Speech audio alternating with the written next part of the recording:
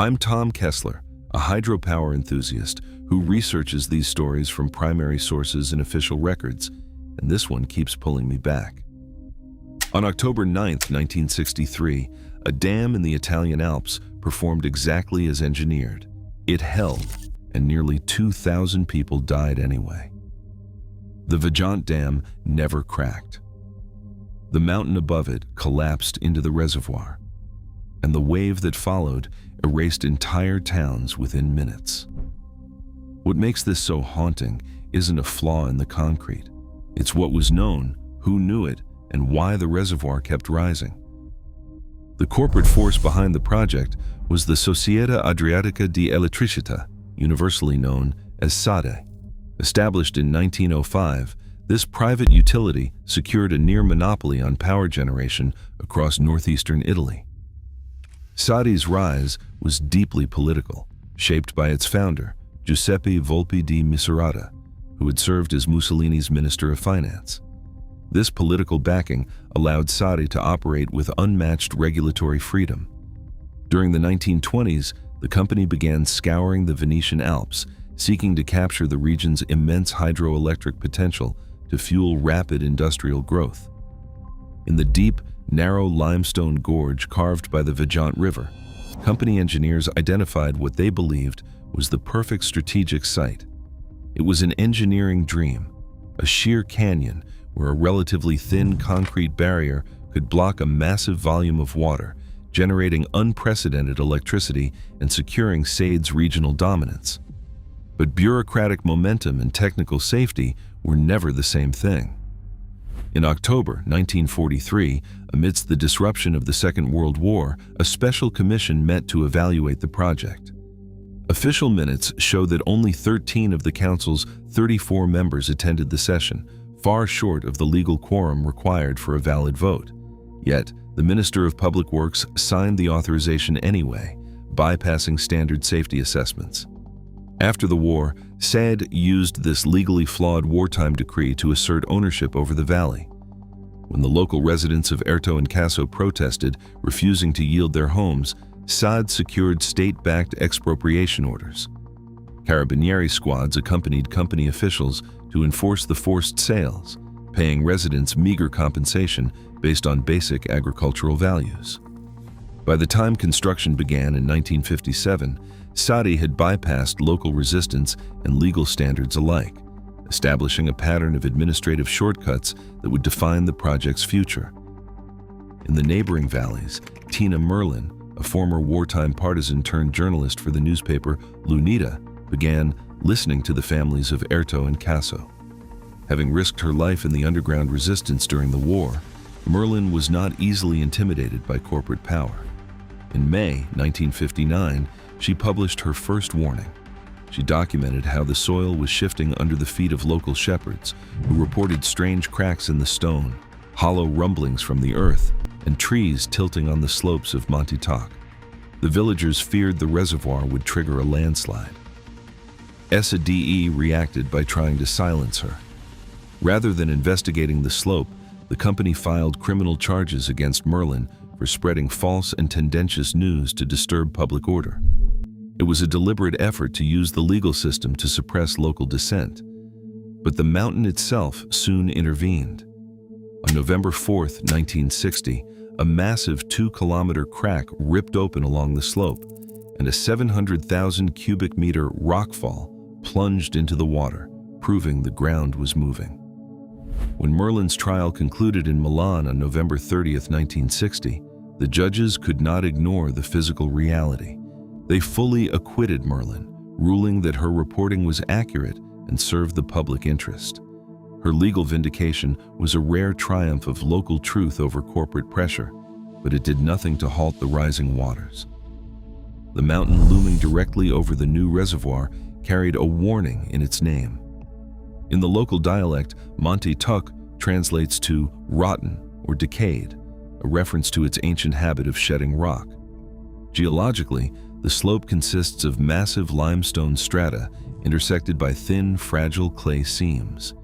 These layers tilt downward at a 12-degree angle, pointing straight toward the canyon floor. When a reservoir fills, Water forces its way deep into these clay layers, soaking them under immense hydraulic pressure. This saturation destroys the cohesion of the clay, turning a structural boundary into a lubricated, sliding plane. The engineering of the Vajont project introduced a deeper vulnerability. As a double curvature arch dam, the concrete barrier did not hold back the reservoir through weight alone. Instead, its elegant thin curve transferred the immense pressure of the water outward, pushing directly into the surrounding mountain walls. The dam depended on the rock to act as its foundation, transferring thousands of tons of lateral force into the canyon sides. Yet, standard engineering practice of the era treated reservoir slopes as secondary elements, focusing almost entirely on the structural integrity of the concrete barrier itself. Designers assumed the gorge walls were permanent, static features of the valley. The perfect dam was anchoring itself to a mountain that was structurally unraveling. In the summer of 1959, Saad hired a young geologist to conduct a systematic survey of the reservoir slopes. His name was Eduardo Semenza, the son of the dam's chief engineer, Carlo Semenza. Working alongside geologist Franco Giudici, Eduardo spent months climbing the steep flanks of Monte Toc. What he discovered on those slopes was not a stable rock canyon, but the frozen, sleeping remains of an ancient, prehistoric landslide. His detailed mapping revealed a deep-seated, continuous fracture line stretching for 2.5 kilometers along the mountain high above the valley floor. Beneath the outer rock, he identified a highly fractured mass resting on a weak, slippery basal zone. Eduardo realized that the entire mountainside was a single, cohesive unit. If it failed, he estimated that hundreds of millions of cubic meters of rock, roughly 270 million, would slide into the gorge. In April 1960, he submitted a formal report to SAID, warning that filling the reservoir would saturate this weak base, destroying its stability and reactivating the ancient slide. Popular retellings often dramatize what followed as a heated, personal duel between the young Eduardo and SAID's senior consulting geologist, Leopold Müller. But archival records reveal a far more quiet and devastating corporate reality. There was no scientific showdown. Eduardo's detailed survey was simply circulated to senior managers who chose to archive it without a formal response. Faced with tight construction deadlines and massive financial investments, the company's leadership preferred a much more comfortable assessment. They chose to believe that if the mountain moved, it would only shed minor, manageable rockfalls. Eduardo's rigorous geological warning was overridden by schedule pressure, and the filling of the reservoir continued. SAID's technical team did not operate in a vacuum.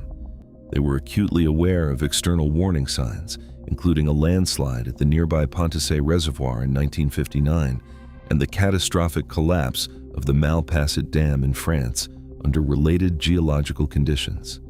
Yet, as reservoir filling commenced at Vajont, the physical warning signs closer to home were treated as engineering variables to be managed rather than a reason to stop. Almost immediately, a clear, alarming pattern emerged in the daily monitoring logs. The engineers observed a direct, inescapable correlation between the reservoir height and the rate of slope displacement. When the water level rose, the ground accelerated and a large fracture opened along the mountain flank. When they initiated drawdowns, the movement subsided to a few millimeters a day. The reservoir itself was dictating the mountain's stability, forcing water deep into the structural joints of the rock and lubricating the hidden clay layers. To prove that the reservoir could still be operated safely, SAID commissioned physical scale model tests at the University of Padua.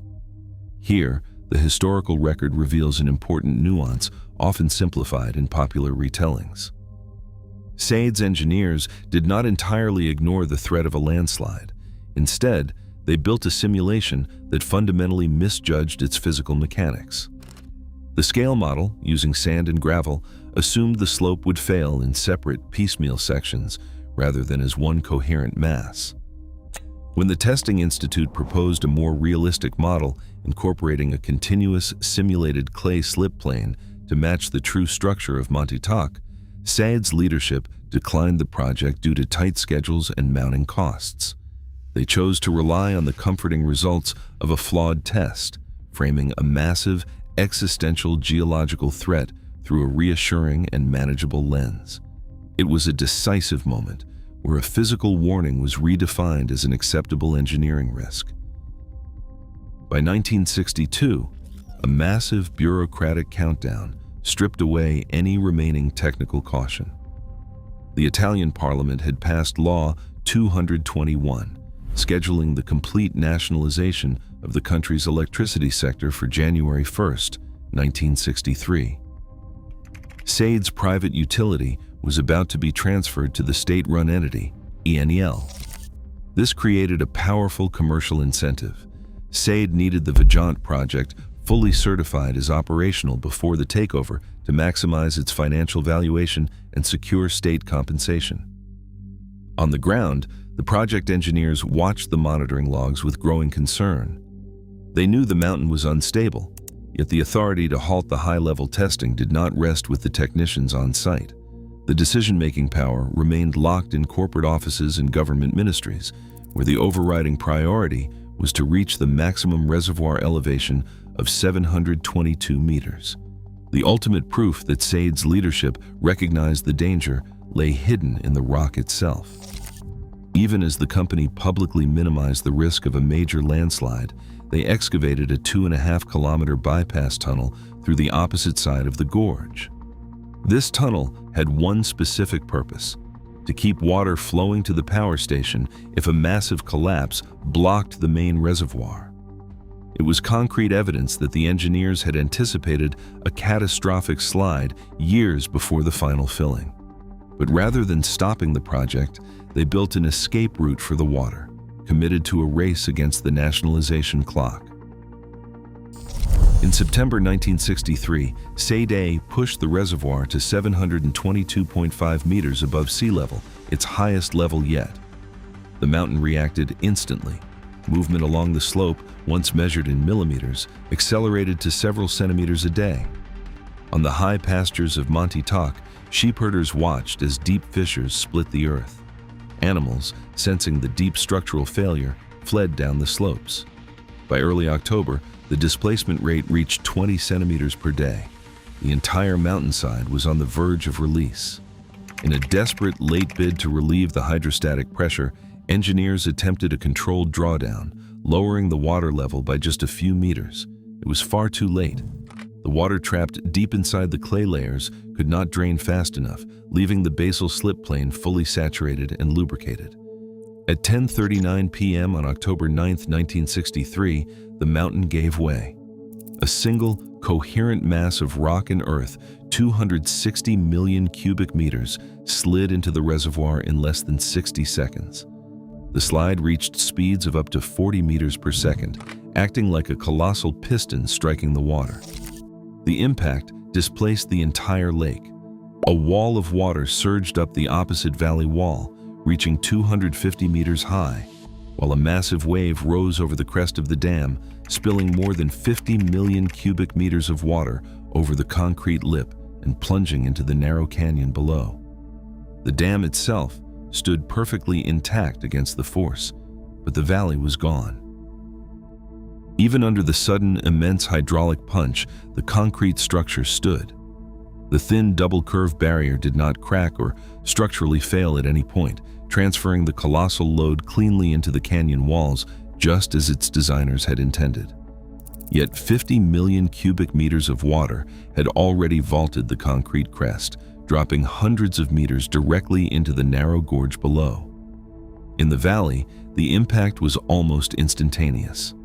The wall of water, compressed by the stone canyon, broke into the floodplain at high speed. It struck Longarone, Parigo, Rivalta, and Villanova.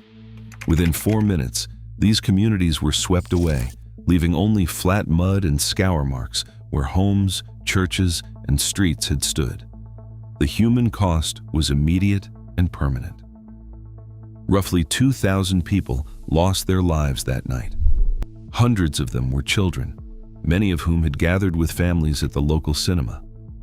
When the morning light broke over the valley, it revealed a barren floor of river gravel. For many families, the grief was compounded by a lasting absence. Hundreds of the victims were carried down the Piave River, their bodies never recovered from the mud. The search for accountability faced immediate systemic hurdles. Citing concerns that local anger would prevent a fair trial, the Italian judiciary moved the criminal proceedings hundreds of miles away to L'Aquila. Ultimately, only 2 key officials were convicted, receiving 3-year sentences that were reduced to a single year on appeal. Legal battles for survivor compensation dragged on for over 40 years, finally settling in 2005. For nearly 3 decades, a heavy silence blanketed the valley, leaving the tragedy largely unspoken. That silence broke in 1993 when a powerful, widely broadcast theatrical monologue based on Tina Merlin's investigative book brought the truth of Vajont back to the national stage, reclaiming a history that power had tried to bury. Vajont proves that independent safety reviews matter most when they are least convenient for those paying for the answers. On this channel, we analyze primary sources to uncover the reality of historical hydropower engineering. What are your thoughts on the warnings ignored at Vajont? Share them in the comments below. Next week, we examine the St. Francis Dam collapse. Subscribe for more archival history.